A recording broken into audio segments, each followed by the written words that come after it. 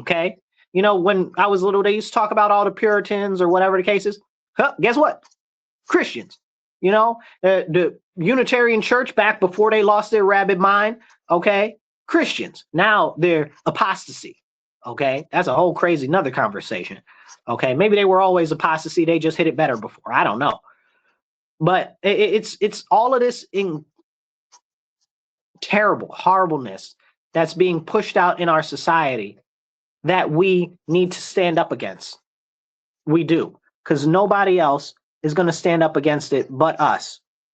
Bill says, all great points, Marcus. I appreciate you so much, Bill, because these are the important conversations that we have to have.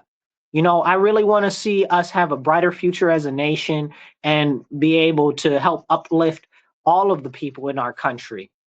But if we don't have set morals and values and standards that do not change with the blowing of the wind or whatever strikes your fancy, then it's useless. It's pointless. And that's why we need to turn back to the Lord,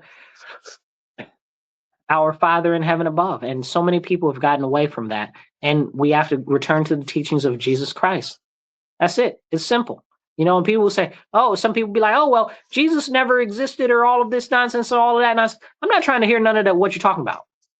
Because first of all, we know from multiple sources that aren't even related to religion that he did perform the miracles that are written in the Bible and all of this stuff.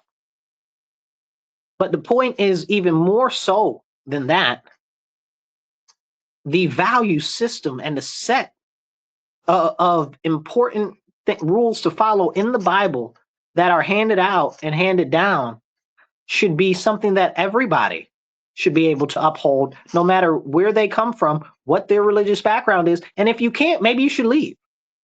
Fact, hard fact. That's a hard fact, and that's going to be tough for some of y'all to chew. And it's going to be hurtful to some other people that want to say, oh, well, there should be a separation of church and state. There has never been a separation of church and state in our government. The whole concept of separation of church and state is not even a real thing. Okay, that came from a letter that is not actually law, and it wasn't about actual separation of church and state. It was about preventing the federal government from creating its own church